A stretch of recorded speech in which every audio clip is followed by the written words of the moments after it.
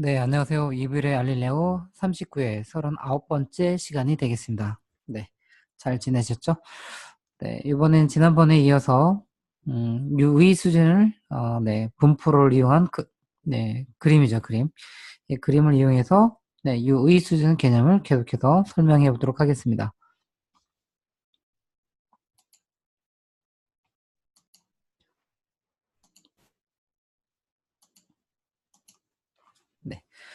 네, 지난번에는 기무가설이 160, 170이네요. 네, 말이 잠깐 꼬였는데요. 네.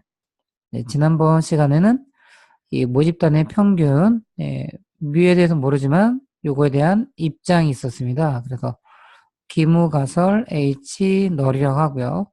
그다음에 대립가설 H1이 되겠습니다. 그래서 지난 시간에는 기무가설을 170으로 봤고요. 그다음에 대립가설을 170보다 크다라고 했는데 오늘은 170보다 요 작다라는 이런 대립가설일 때의 그 유의 수준을 표현해 보도록 하겠습니다. 그러면 여기도 마찬가지로 가정이 있는데요. 이 모집단을 볼 때 이 모집단에 여기 많은 양적인 자료, 이 양적인 자료를 저희가 X로 표현하고요. 예를 들어서 이게 키라고 한다면 특히 성인들의 키, 한국의 성인들의 키라고 이렇게 얘기할 때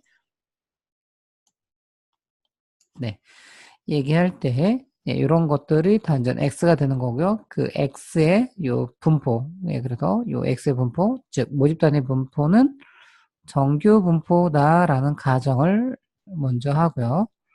그 다음에 두 번째, 모집단의 표준 편차인 시그마도 알고, 그 시그마를 저희는 10이라고 일단 가정해 놓고 이 문제를 풀어보도록 하겠습니다. 그러면 기무가설과 대립가설이 있고요. 요 두 가지 입장이죠. 모집단을 정확하게 알지 못하는데 모집단에 각각 기무가설을 주장하게 된 일부의 모집단에 대한 일부의 데이터가 있기 때문에 그 일부 데이터 근거에서 모집단에 대한 입장을 가진 거고 대립가설도 마찬가지로 모집단에 대한 일부의 데이터를 보고 그 데이터를 가지고 또 모집단에 대한 입장을 세운 거죠.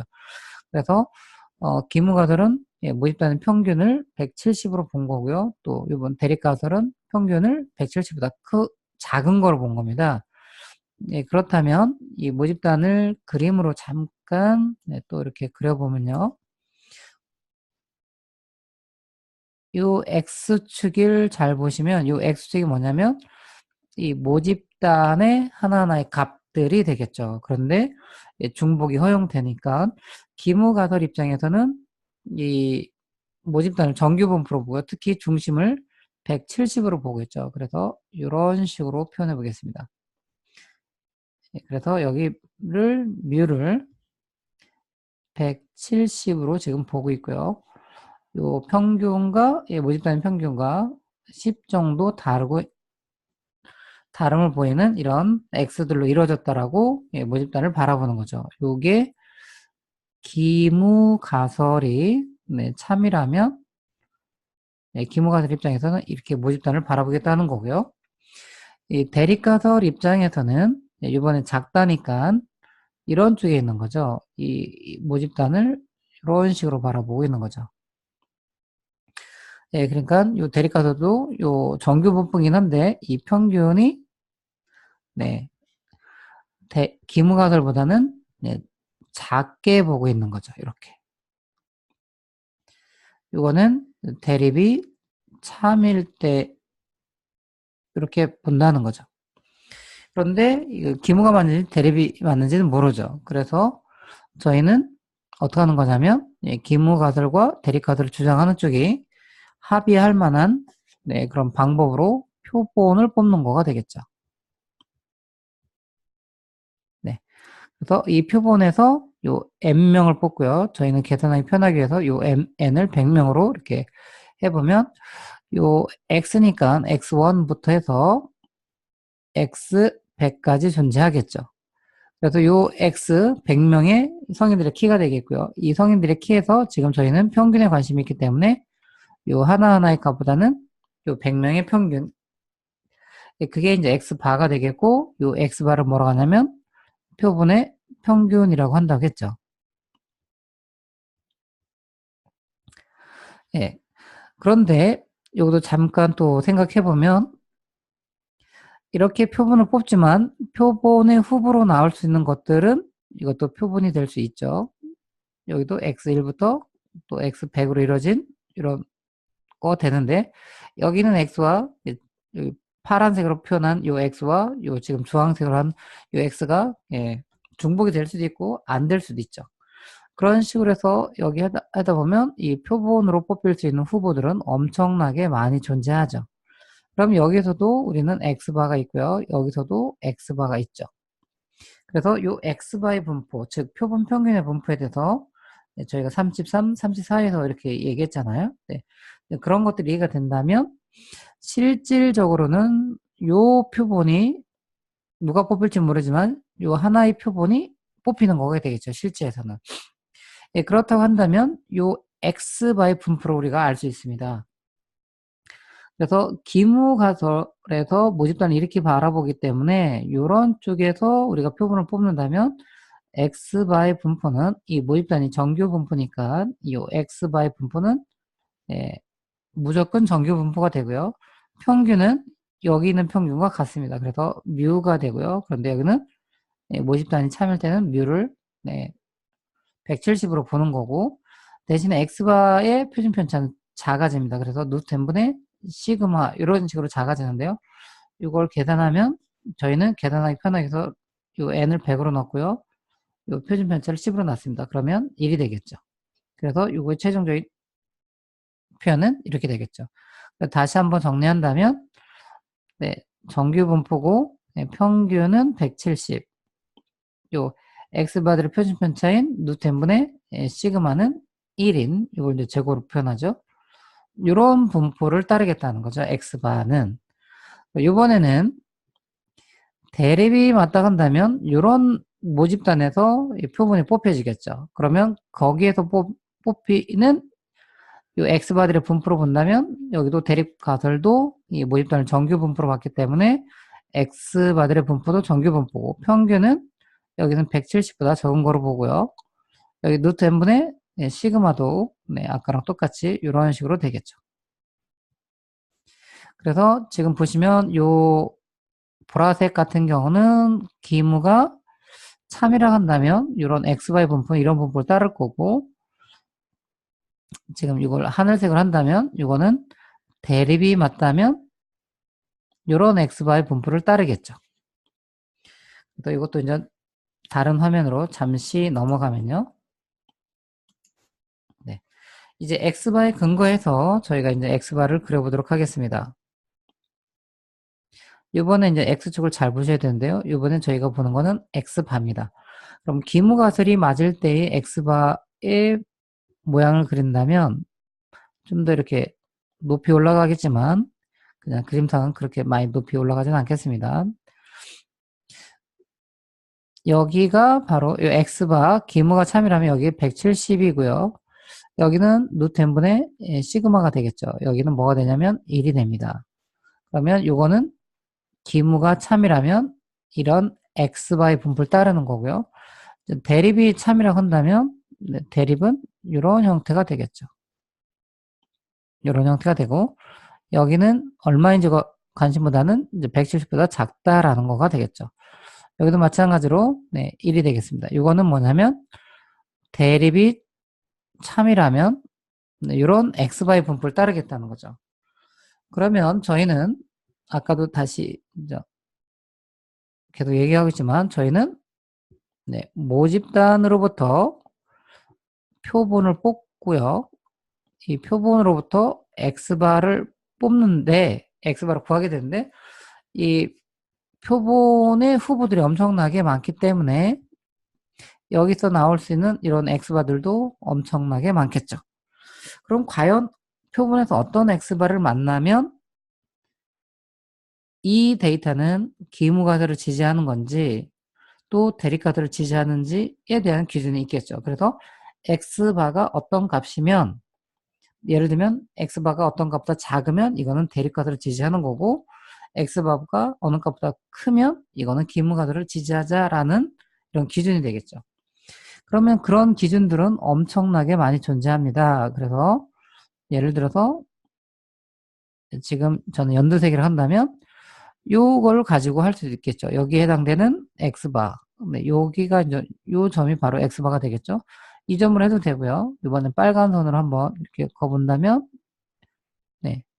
이것도 이 빨간 선을 기준으로 해서 빨간 선보다 크면 오른쪽으로 되면 네, 그런 x바를 표본에도 만나면 이거는 기무가들을 지지하는 거다. 그 다음에 왼쪽에 해당되는 값이 나오면 이건 대립가들을 지지하는 거고요. 또 하나 또 거보면 요 색을 한번 거보겠습니다. 네. 여기에 해당되는 또 x바가 존재하겠죠. 네. 그래서 여러 개의 x바를 가지고 이게 기무가 맞다, 대립이 맞다 이제 이런 기준점을 하는데 저희가 이제 배웠던 거에서 보면 이런 수많은 기준들이 존재하는데 이 수많은 기준들은 항상 이런 문제가 있거든요. 사실입니다. 사실. 사실은 뭐냐면 저 기무, 모집단의 평균을 170으로 보는 거고요. 대립. 이번에 모집단의 평균이 170보다 작다라고 보는 건데 이거는 사실은 얘가 작은지 큰지는 170인지 110보다 작은지 이런 거는 모르죠. 네, 그런데 우리는 모르는데 표본을 뽑아서 이 표본의 일부의 데이터를 가지고 그 표본에 나온 값, 즉 여기서는 x바가 되겠죠. 이 x바를 보고 저희는 의사결정을 하는 거거든요. 그럼 의사결정할 때도 두 개밖에 안 되죠. 그래서 기무가 참이거나 대립이 참이거나 이런 거가 되겠죠. 예, 그러면 사실은 기무가 참인데 이 표본의 데이터에 근거해서 기무가 참이에요 라고 이렇게 의사결정하면 아주 잘한 거죠. 의사결정. 그래서 OK가 되겠고요. 또 사실은 대립인데 이 표본의 결과에서 대립이 맞다고 의사결정하면 이것도 또 잘한 거죠. 그럼 이제 문제가 되는 건 뭐냐면 기무가 사실인데 표본에는 이건 대립이라고 판단되는 거죠. 이럴 때 이제 저희가 에러라고 했죠. 그래서 이 에러를 저희가 알파라는 에러를 했고요. 대립이 참인데 이 결정은 기무라고 하는 이런 거를 베타라고 했죠. 그래서 저희가 37회인가요? 네, 그때 요 알파의 값이 가장 합리적인 게 0.05 이런 얘기를 하게 됐죠. 네. 그래서 수많은 여기 지금 저는 지금 요 세 개의 기준만 얘기했는데 엄청나게 많은 x바들이 존재하고 그 x바들을 가지고 어떤 의사결정을 하게 되면 항상 요 표가 되겠죠. 그러면 그 수많은 이런 기준이 되는 후보 중에서 우리는 어떤 걸 선택하는 거냐면 요 알파를 0.0으로 만족하는 그런 부분을 찾는 거죠. 네. 그래서 저는 요 부분 요것들은 이제 한번 지워보고요. 네.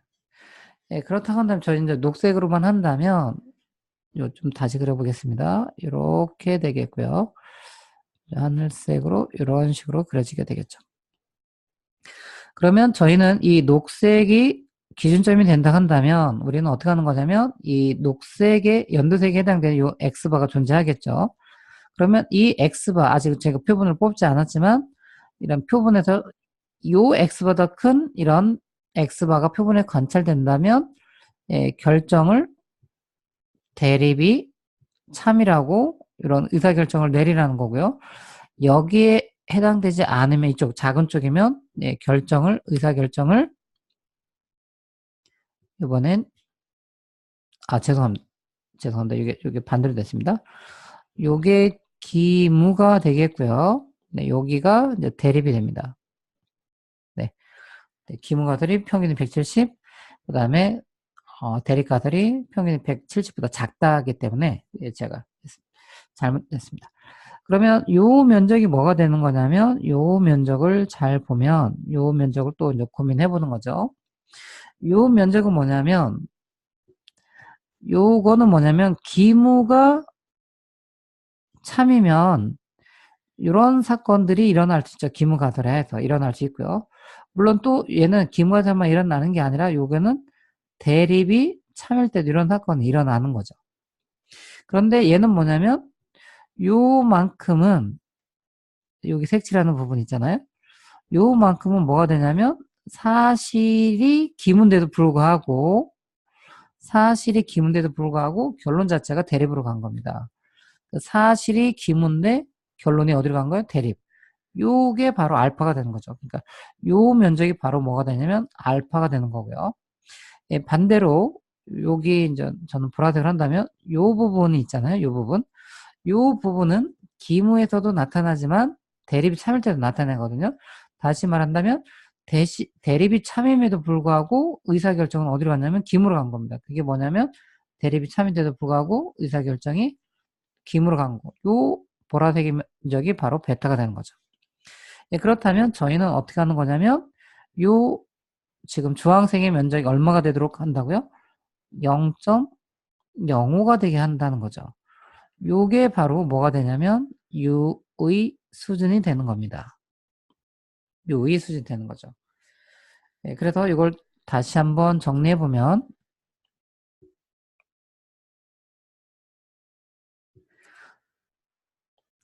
네, 요게 이제 X바가 되겠고요. 네, 기무가 맞다면 우리는 이런 X바의 분포로 만나는 거죠.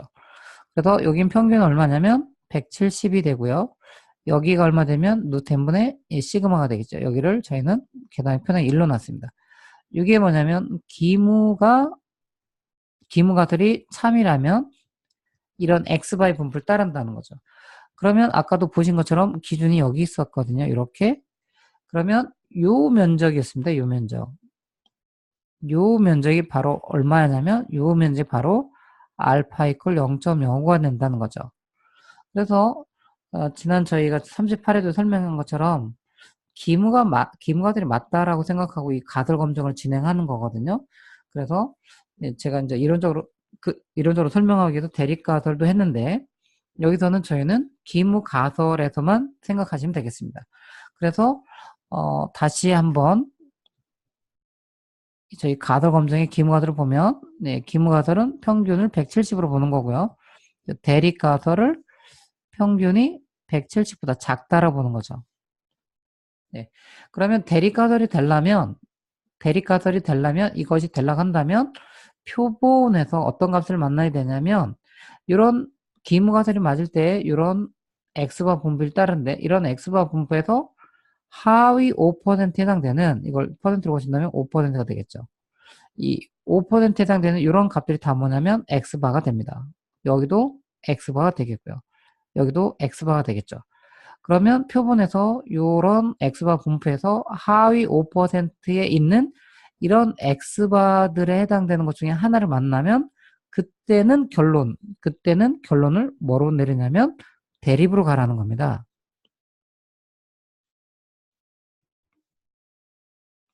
예. 그렇지 않고 하위 5%에 해당하지 않는 이런 거죠. 여기도 x바고요. 여기도 수많은 x바가 있는데 이쪽에 있는 x바를 만나면 예, 그때는 결론이 어디로 가는 거냐면 예, 기임으로 가라는 거죠. 네. 이게 이제 그림으로 표현된 예, U의 수준이 되겠습니다. 네, 그래서 이 38회 이 부분도 예, 계속 복습하시고요. 네, 여기도 네, 계속 복습을 하시면 좋겠어요. 그래서 오늘은 이제 하나 더 예, 해보도록 하겠습니다. 이런 원리가 좀 더 이해가 됐다면 네, 하나 더 하고요. 네, 이번에 뭐냐면 기무 가설은 여전히 저희는 170이라고 하고요. 이번에 대립 가설은 뭐가 되는 거냐면 170이 아니답니다. 그래서 대립으로 올 수 있는 게 세 가지입니다. 저희가 처음에 배웠던 평균이 170보다 크다. 또는 평균이 170보다 작다. 또는 평균은 170이 아니다가 되는 거죠. 그래서 대립 가설은 요 세 가지 중에 하나가 나오는 겁니다. 그러면 연구자나 분석자 입장에서는 뭐냐면 이 대립가설을 먼저 정해놔야겠죠. 예, 그래서 크다로 할 건지 아니면 작다로 할 건지 아니면 아니다로 할 건지 예, 크다로 한다면 이 평균값이 나름 커질 수밖에 없는 어떤 그런 상황이라든가 어떤 정책을 집행했기 때문에 그 값이 커질 거라고 한다거나 뭔가 어떤 액션이라든가 뭔가 돈, 뭐 이런 여러 가지가 있겠죠. 이런 것들이 투입됐기 때문에 이 값이 커질 거라는 이런 합리적인 그런 입장을 가질 수 있고요. 또는 어떤 정책이나 이런 것들 프로그램을 해서 어떤 값을 줄이려고 노력했다면 이 대립가설은 작다가 되겠죠. 그 다음에 커졌는 작아졌느냐의 문제가 아니라 뭔가 달라졌다에 초점을 둔다면 대립가설은 아니다가 되겠습니다. 그래도 아니다 한다면 여기서도 마찬가지로 저희가 이전까지 했던 것들을 그대로 또 적용한다면 이 모집단은 정규분포라고 가정을 하는 거고요. 모집단의 양적인 자료는 정규분포를 따른다라는 거고요. 그 다음에 모집단의 표준편차도 알고 그걸 10이라고 보는 거 되겠습니다. 그러면 이것도 마찬가지로 기무가들이 맞다면 이 모집단을 이렇게 보겠다는 거죠. 170에 표준편차는 10이고요. 이거는 지금 모집단을 바라보는 겁니다. 그리고 이 모집단의 값을 저희는 x로 놓겠습니다. 그런데 이제 대립은 뭐냐면 170이 아니다라고 보는 거죠.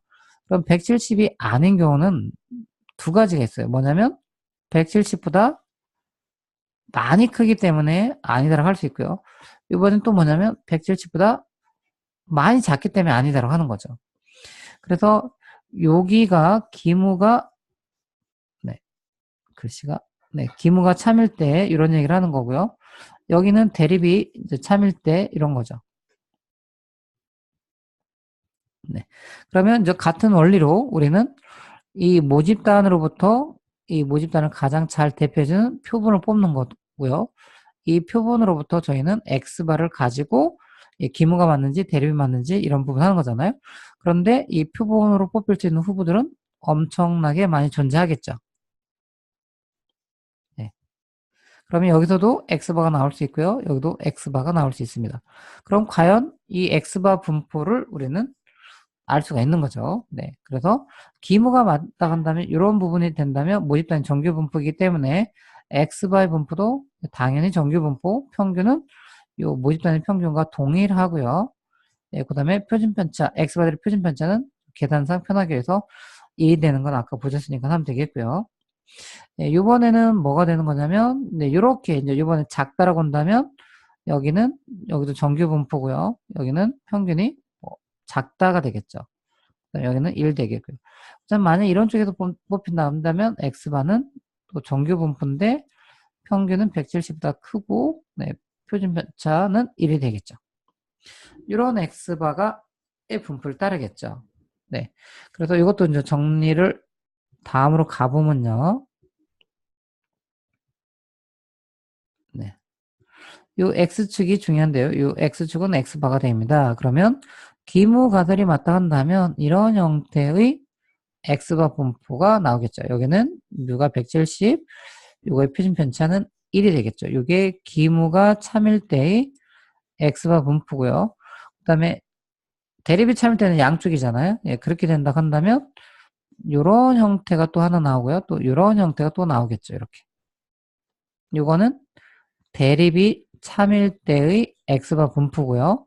이것도 대립이 참일 때의 X바 분포가 되겠죠. 그러면 우리는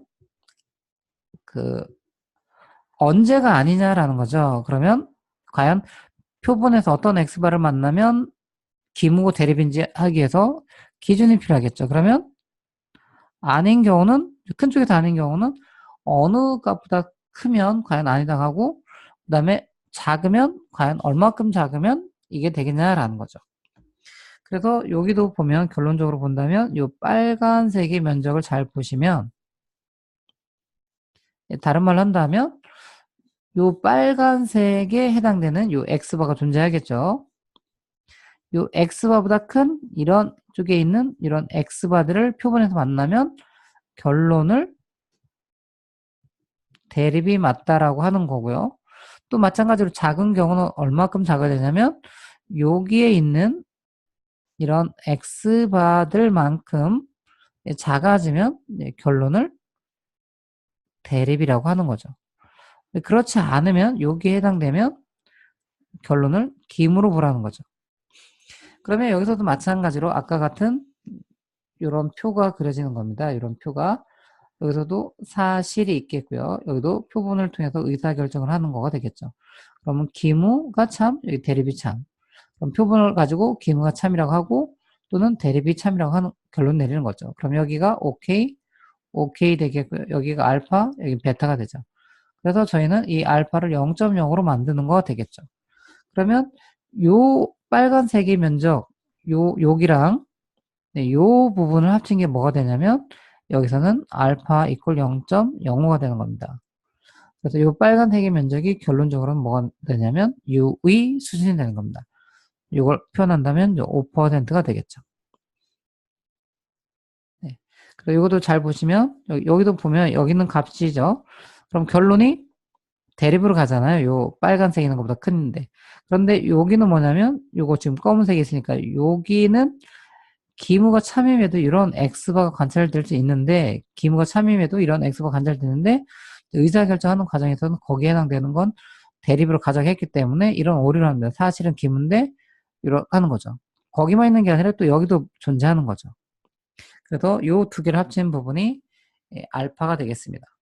그래서 이것도 이제 결론적으로 얘기한다면 저희는 대립이 참일 때는 고려하지 않고 기무가 참일 때만 고려하시면 되겠죠. 그러면 이것도 다시 그런다면 기무가 참이라고 한다면 이런 X바의 분포를 따르는 거죠. 평균은 170, 표준 편차는 1인 이런 걸 하는 거죠. 그럼 여기 그림을 그대로 가져오시면요. 이렇게 되겠죠. 여기의 면적, 그 다음에 또 이쪽이죠. 여기 면적이 되겠죠. 그래서 정규 분포니까 요게 길이가 같고 대칭이기 때문에 여기 면적과 여기 면적이 똑같죠. 그래서 여기보다 큰 X바를 만나면 결론이 뭐가 되는 거죠? 여기 보시는 것처럼 대립이 되는 거고요. 여기보다 작으면 어떻게 되는 거냐면 결론이 또 대립이 되겠죠. 그래서 여기에 해당되면 뭐가 되는 거냐면 기무가 되는 거죠. 그래서 여기 빨간색 이 두 개를 합친 거가 뭐냐면 알파 이퀄 0.05 또는 5%라고 합니다. 그래서 이 값을 뭐라고 한다고요? 유의 수준이라고 하는 거가 유의 수준이라고 합니다. 네. 그래서 네, 여기까지 설명을 해봤는데요. 네. 갑자기 어려워지나요? 네. 계속 이렇게 이어서 오셨다면 제가 볼 때는 많이 이해가 되지 않았을까라고 생각됩니다. 네, 그래서 이제 다시 한번 이 세 가지 경우를 정리하고 끝내보도록 하겠습니다. 그래서 이제 가설을 본다면 저희는 세 가지 경우가 있는데, 네. 기무가설, 뭐죠? 평균이 170. 대립가설, 평균이 170보다 크다. 만약 이렇게 세웠다고 한다면, 표본에서 우리는 기무가 맞다면 이런 걸 따르겠죠. 평균이 170, 표준 편차가 1인 이런 X바를 따르겠죠. 그러면 이 X바의 분포를 이제 그림으로 그린다면 이렇게 그려보겠습니다. 여기는 170, 표준 편차는 1이 되겠죠. 여기가 X바가 되는 겁니다. 그러면 이럴 때 대립가설이 크다 하잖아요. 그러면 우리의 기준, 즉 U의 수준은 요 기무가설이 참일 때 X바 분포에서 큰 쪽입니다. 그래서 여기에 해당되는 X바를 만나면 결론이 뭐가 되냐면 대립으로 가자로 하는 거고요. 여기에 해당되면 결론을 뭐라고 하는 거냐면 기무로 가자고 하는 거죠. 그래서 이 빨간색의 면적이 뭐가 되냐면 이게 바로 이 가설에서의 유의 수준이 되는 겁니다. 다른 말로 한다면 5%가 되겠고요. 이걸 조금 더 정확하게 말한다면 큰 쪽이니까요. 상위 5%가 되겠습니다. 그래서 표본에서 어떤 X바를 만나야 되냐면 요 X바 분포에서 상위 5%에 있는 이런 X바를 표본에서 만나면 결론은 대립으로 가는 거고 만약에 상위 5%에 해당되지 않는 이런 X바를 만나면 기무로 가겠다. 이런 거가 되겠죠. 네, 그 다음에 또 이제 한 거는 뭐가 있냐면 기무가설은 네, 동일하고요. 170이고요. 그 다음에 대립가설이 뭐가 되냐면 170보다 작다가 되죠. 그럼 동일한 분포가 되겠고요. 예, 기무가설이 맞을 때 이건 동일한 분포가 되잖아요. 그럼 이거를 저는 동일하다고 생각하고 이렇게 그려보도록 하겠습니다. 여기가 x바가 되고요. 여기는 평균은 170, 네, 표준 편차는 1이 되겠죠. 그럼 이번에는 김으로 갈 거냐 대립으로 갈 거냐는 요 기준에 해당되는 선은 왼쪽으로 가게 되고요. 요 면적이 뭐가 되는 거냐면 요 면적이 바로 알파 이퀄 0.05가 되는 거고요. 다른 말로 한다면 5%가 되겠고요.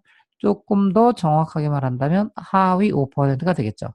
그럼 표본에서 우리가 아직 표본을 뽑지 않았지만 표본에서 어떤 x바를 만나면 여기 하위 5%에 해당되는 이런 x바를 표본에서 만나면 그때는 결론을 뭐라고 하는 거냐면 대립이라고 하는 거고요. 그렇지 않은 이쪽에 있는 x바를 만나면 결론을 기무로 하시라는 거죠. 이제 또 이제 하나 하면요. 이번엔 기무가 뭐냐면 평균은 170, 그 다음에 대립가설은 170이 아니다죠.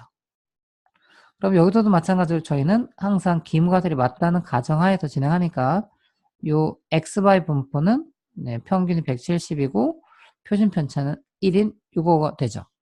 그러면 우리는 170이 아닌 경우는 뭐냐면 아주 평균 170보다 아주 커도 아니고요. 또 170보다 아주 작아도 아니겠죠. 그래서 이번에 여기에 해당되는 x바를 만나면 결론이 대립이고요. 여기보다 작은 x바를 만나도 또 결론은 대립이 되고요. 만약에 여기에 이쪽이나 이쪽에 해당되지 않으면 결론은 기무가 되는 거죠. 네. 그래서 이번에 요 두 개의 면적, 요 두 개의 면적을 합친 게 뭐가 되냐면 알파 이퀄 0.05가 되고요. 5%가 되는 겁니다.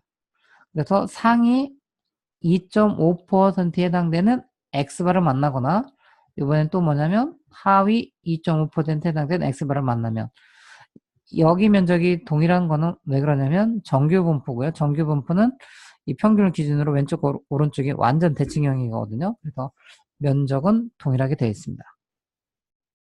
그래서 유의 수준이라는 거를 저희는 분포를 그림으로 그리고 이 그림으로 표현해 봤습니다. 그래서 저는 여기 이 동영상을 시청하시는 분들께서도 앞으로도 그렇고요. 지금도 그렇고요. 계속해서 이제 그림을 그리시면서 오시면 좋겠어요. 그리고 유의 수준에 더 조금만 더 한다면 유의 수준이니까요. 내가 언제 어떤 사건을 만났을 때 의미를 둘 거냐 이렇게 좀 해석하셔도 됩니다. 예, 그래서 보통 이제 의미를 둔다는 거는 그냥 놀랜다라고 한다면 그 어떤 사건을 만나면 우리가 놀랐는지 잘 보면 그게 이제 사람들의 각자의 유의 수준이 되거든요. 예, 그래서 뭐 어느 정도의 키를 만났을 때 놀랄 거냐? 그럼 보통 이제 많이 있는 사람들 이런 사람들 만났을 때는 우리가 그런 사람들을 보고 놀라지는 않죠. 그런데 되게 만나기 어려울 거라고 생각하는 그런 키나 데이터를 만났을 때 우리가 놀라죠. 예를 들면 로또가 당첨됐다. 이건 뭐 800만 분의 1의 확률이거든요. 예, 그러니까 이 확률적으로 상당히 어려운 거를 만났을 때 사람들은 놀라운 반응을 보이죠. 그래서 유의 수준이라는 거는 기무가들을 주장하는 쪽과 대립가들을 주장하는 쪽이 이제 공히 합의할 만한 거가 되겠죠. 이 표본에 이런 값들을 만나면 의미를 두자. 다른 말로 한다면 놀래자. 그리고 다른 말로 한다면 그거는 기무가들이 맞다는 가정하에서 일어나기 어렵다. 뭐 이렇게 나름 합의점이 되는 것이 유의 수준이라고 설명할 수 있을 것 같습니다. 네. 네, 오늘 길게 나갔나요? 네. 그래서 한번 차분히 그림을 그리시면서 또 동영상 강의 들으시면서 설명을 따라 하시고 그림으로 표현해보고 이해해보시는 시간이 됐으면 좋겠습니다. 그래서 다음 시간에는 유의 확률 p-밸류에 대해서 이 그림을 그리면서 이 p-밸류에 대한 개념도 또 소개하는 시간 갖도록 하겠습니다. 네, 오늘도 EV를 알릴레오를 시청해 주셔서 감사드리고요. 가급적이면 내일 빨리 이렇게 녹음을 해서 빨리 찾아뵙도록 하겠습니다. 오늘도 시청해 주셔서 감사드립니다.